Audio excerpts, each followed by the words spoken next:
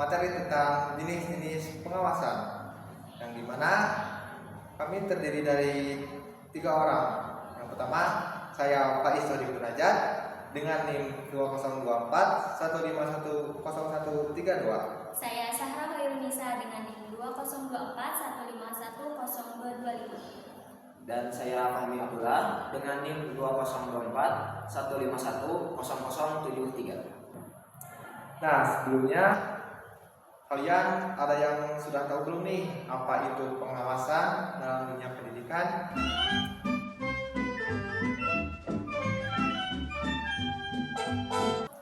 Nah, pengawasan dalam dunia pendidikan adalah proses untuk memastikan semua kegiatan pendidikan berjalan sesuai rencana dan sesuai dengan standar yang telah ditetapkan. Nah, dalam pengawasan pendidikan terbagi menjadi 4 jenis. Yang pertama yaitu pengawasan preventif, yang kedua pengawasan represif, yang ketiga pengawasan internal, dan yang terakhir pengawasan eksternal. Nah, untuk mengetahui penjelasan lebih lanjut, yuk simak video ini sampai dengan selesai.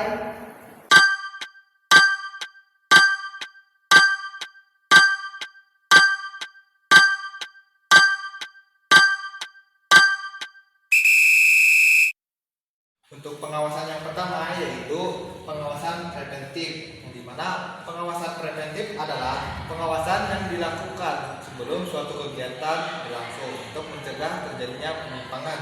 Nah, tujuan dari pengawasan preventif adalah untuk memastikan seluruh rencana agar sesuai dengan aturan dan mencegah timbulnya masalah sejak awal.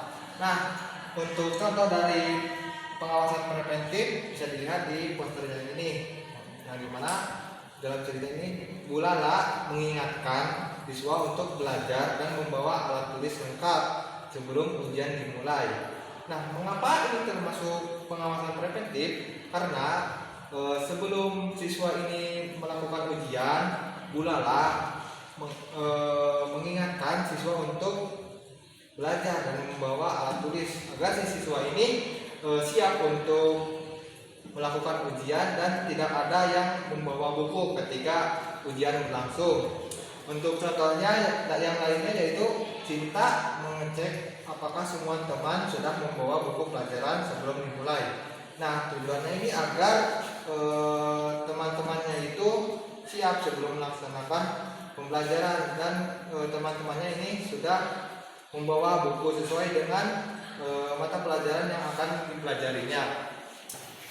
Baik, selanjutnya ada pengawasan represif. Pengawasan represif ini adalah pengawasan yang dilakukan setelah suatu kegiatan selesai dilaksanakan.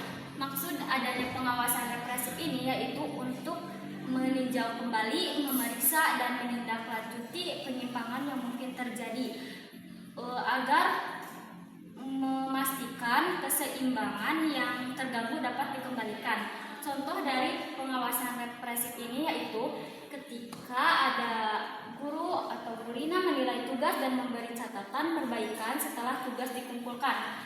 Maksud dari contoh ini yaitu si siswa akan dapat memperbaiki nilainya sehingga penyimpangan yang terjadi pada siswa dapat diperbaiki.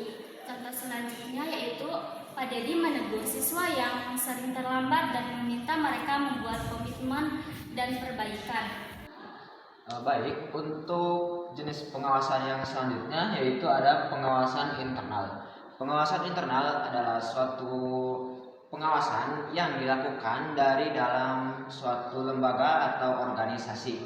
Di dalam pendidikan, pengawasan internal bertujuan untuk mengetahui sejauh mana apakah sekolah tersebut sudah berjalan sesuai standar atau rencana yang telah ditentukan melalui proses mengaudit, mengevaluasi, dan memantau.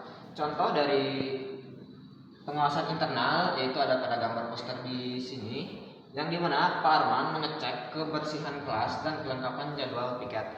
Kemudian contoh yang kedua yaitu Mumuina mengamati cara belajar sejawat untuk memberikan masukan peningkatan pembelajaran. Kemudian untuk jenis pengawasan selanjutnya yaitu ada pengawasan eksternal.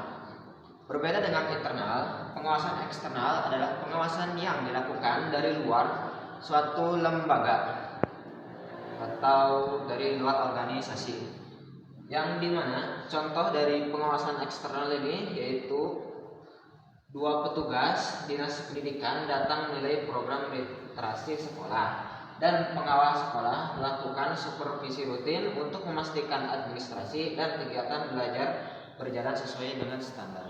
Baik, jadi perbedaan dari jenis-jenis pengawasan ini yaitu pada pengawasan preventif dan represif terletak pada pelaksanaannya. Pengawasan preventif dilakukan pada sebelum penyimpangan itu terjadi, sedangkan pengawasan represif itu dilaksanakan setelah penyimpangan itu terjadi. Nah, dari pengawasan internal dan eksternal yang membedakannya yaitu pada pengawasan internal dilakukan oleh dalam suatu lembaga. Pada pengawasan eksternal itu dilakukan dalam luar lembaga.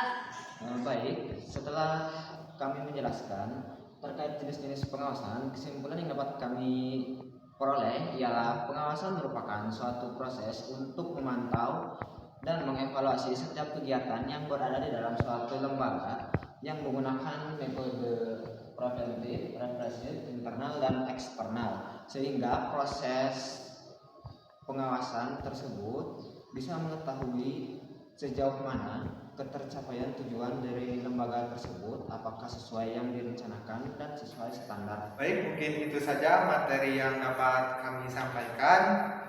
Semoga apa yang kita sampaikan dapat bermanfaat bagi kalian semua, dan kami mohon maaf atas segala kekurangannya.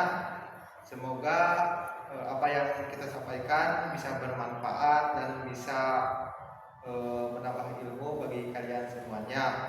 Baik, akhirul kalam, wabillahi taufiq wal hidayah. Wassalamualaikum warahmatullahi wabarakatuh.